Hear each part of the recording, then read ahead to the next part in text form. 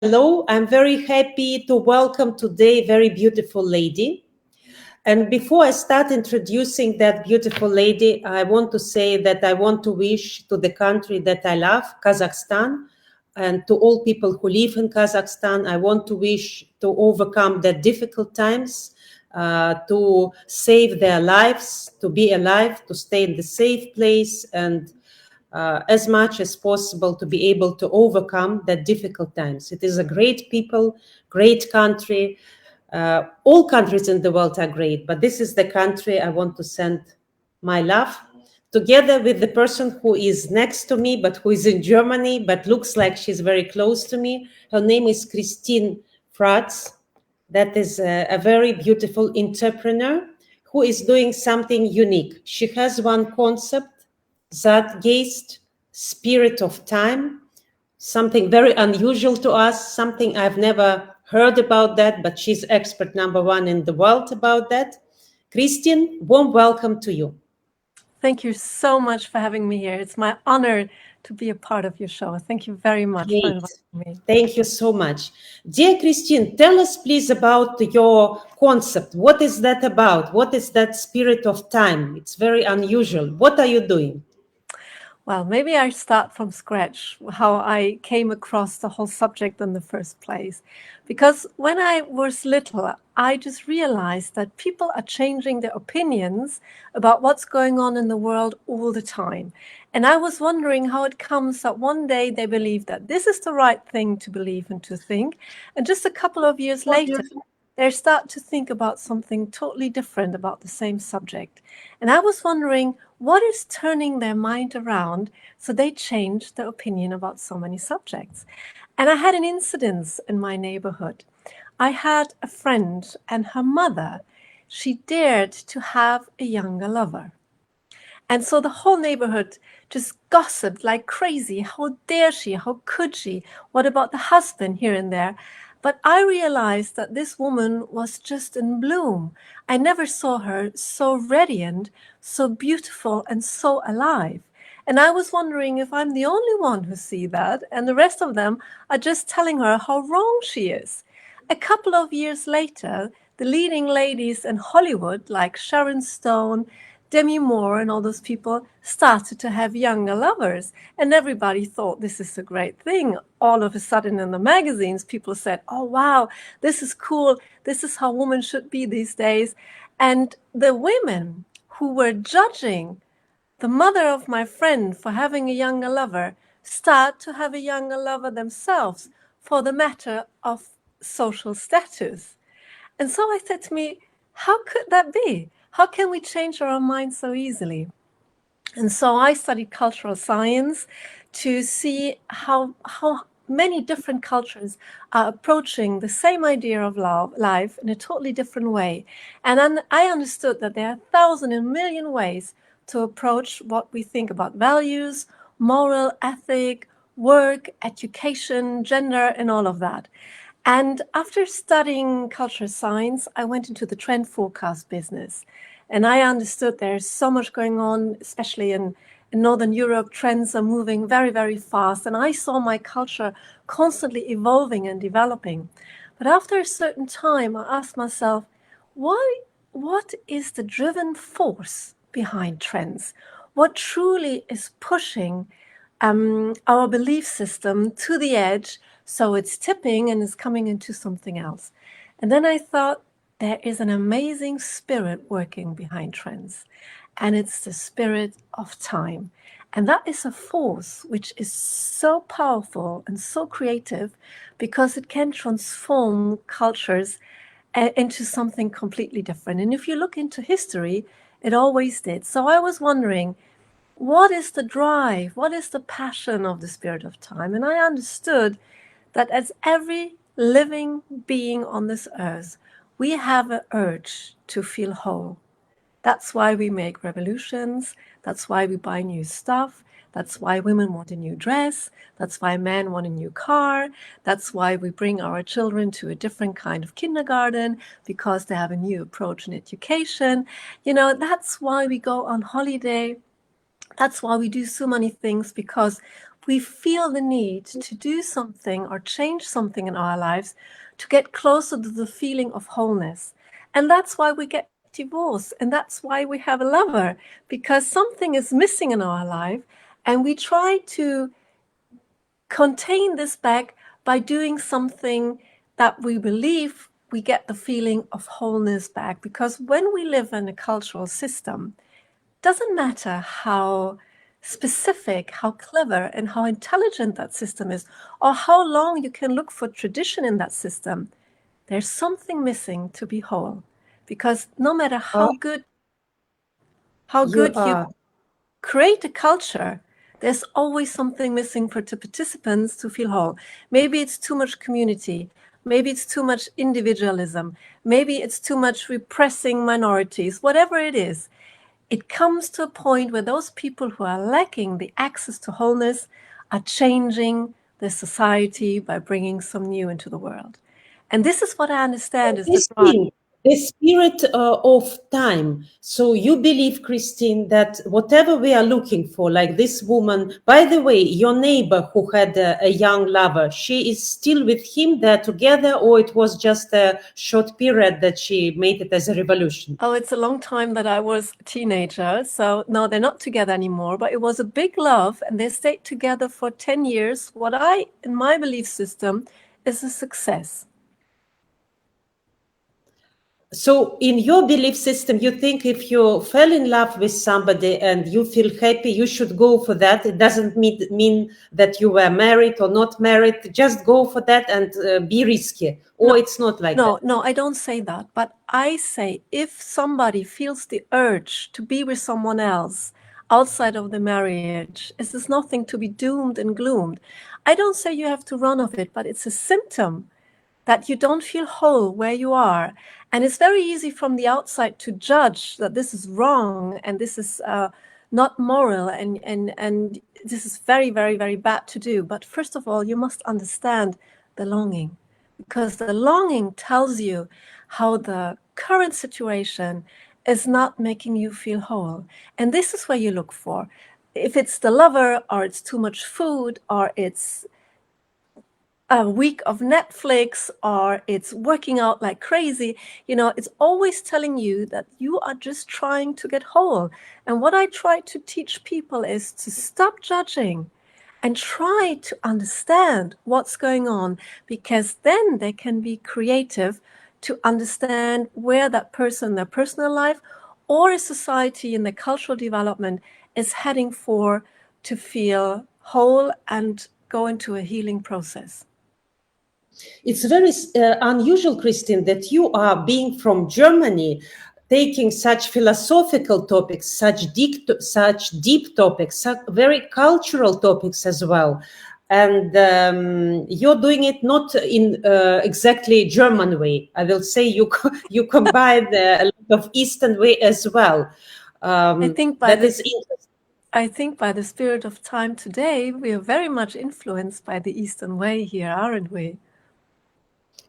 For me, I'm very close to East because I'm living many years in United Arab Emirates, which is an Arabic country, and the country is only 50 years itself, and there are big changes from being a small tent in the desert to a great luxury, beautiful country, one of the safest places in the world, which is a very big achievement.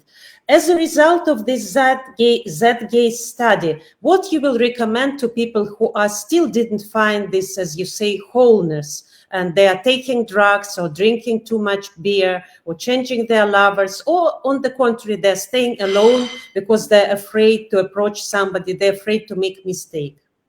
I think we are never reaching wholeness as a final state of being. It's a constant reminder for us to develop and to evolve.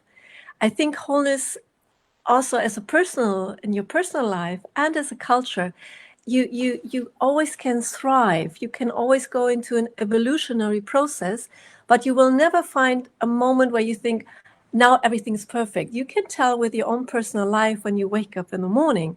When you wake up in the morning, you have the feeling you have to get awake, you get your first coffee, then you get a shower, then maybe you are productive, then you feel a bit low, then you need food, then you need a rest, then you need some exercise, see some friends, need entertainment, distraction. And as we do this with our own lives for the whole day, so is the culture is doing this through the centuries, right? So every time we have a certain status quo, we have to understand that this is not forever.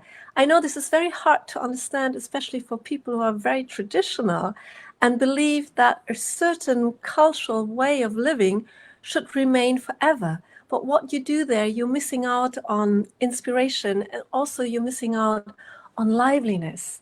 So if somebody's taking too much drugs, drinking, always seeking for another lover, they should understand what is their lack of liveliness truly wants to tell them, what really tries to express their search and their longing for getting more whole, to include and integrate the missing parts. And first of all, to get closer to it, you have to stop to judge yourself for what you feel and what you be, and people have to stop judging people who are trying to live a different life as it's ought to be normal or it's ought to be, adapted. So, Kirstine, what about cultural things? Because maybe what is allowed in Saudi Arabia and what is not allowed in Germany, or maybe if we go to Africa, there will be other cultural things. How in the modern world, when we are all connected by internet and we become more or less clothed, to adopt these cultural things. Let's say before in Russia, if you're not married many years ago, if you are not married before 22, you are a very old lady who will never be ever married, maybe. Yes. Now it's definitely changed. So how to adopt these things in your culture, in your life? Well, it always depends where you're coming from. Of course, when you have a Western culture went through certain developments, and you cannot take it and just put it over the culture of, for example, in Saudi Arabia. But of course, there is inspirational matters, right? So what happens to you as a woman, when you have to marry with 22? I mean, I can give the question back. What do you think you're missing? Of course, it depends on the family, and it depends on the upbringing. For some people to get married at the age of 20, 21, it's absolutely normal if they are, if the apple is ripe, if the apple is ready. And some people, they are ready very young. They already at the age of 21 and 22, they're already experienced people. They already have a vision. But some people at the age of 22, they're equal to the people who are 14. That's why we cannot compare. For somebody at 22 is not married at the age of 22 and they will at 21, and they will touch wood, because thanks God, I'm very happy with that decision, and I'm very happy about that. But I considered myself at that age already very, very, very, how to say, ready for that. But Yes. not all. Let's say my daughter is now 22 years old. And I will not say that it's a good thing for her, because we are very different. But maybe at the age of 27 or 28, it will be the right time. So it depends on the person.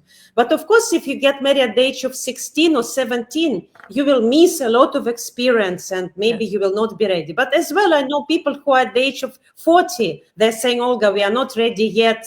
We will need to wait till we are 53. So it's a difficult question, Kirstine. I cannot answer. Well, what you say now is a beautiful cultural development, because you say it's personal. Just a couple of centuries before, you wouldn't have said it's personal. You said it's the law. That's how it is. And a female has to adapt. If she's 14 or if the apple is ripe, it doesn't matter.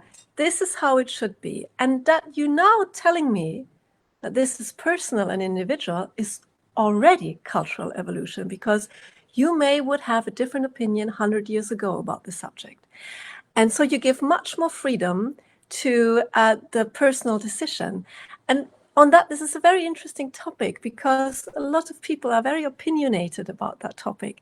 And if you go to Germany, what happened here is that people get married very late in their life.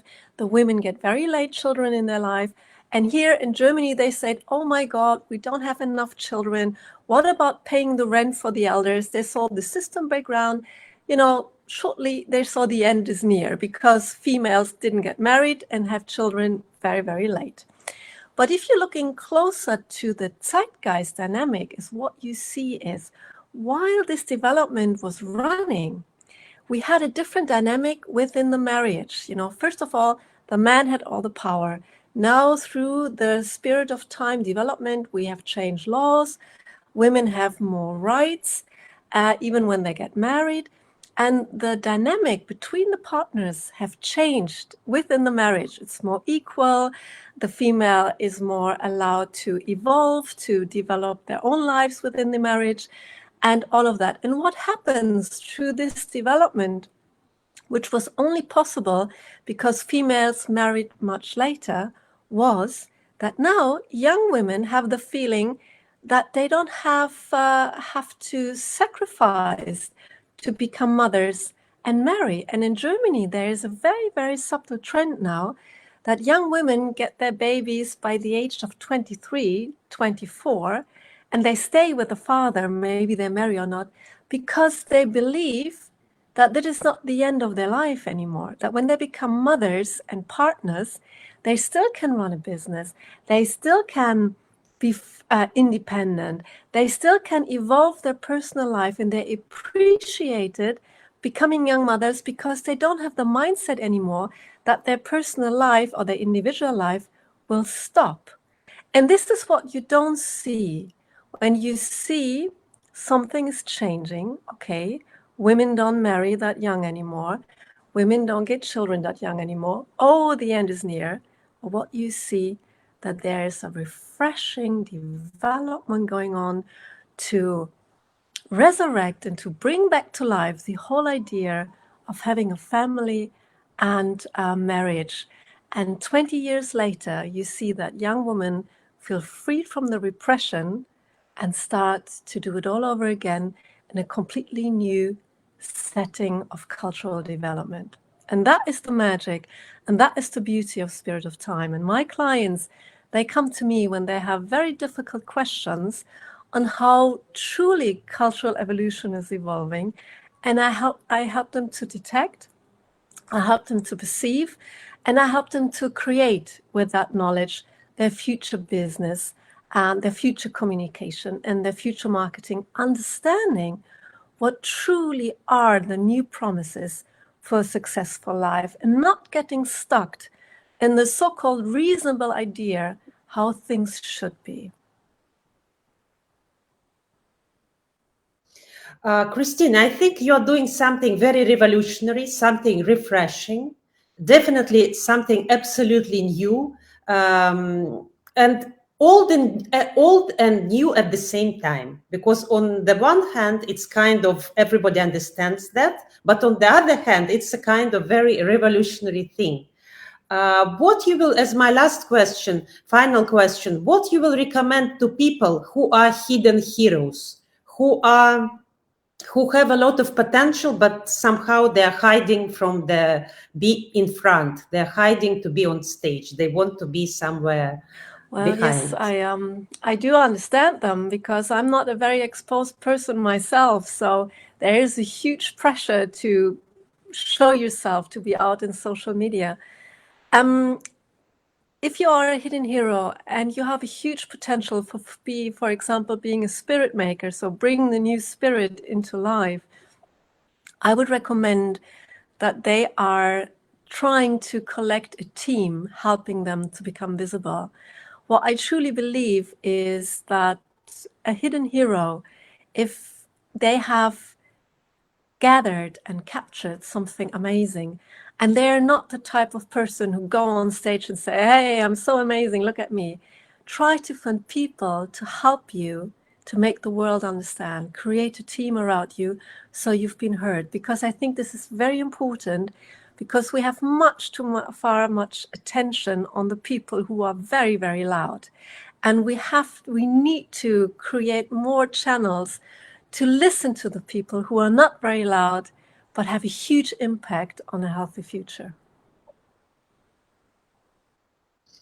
Kirstine, thank you so much. You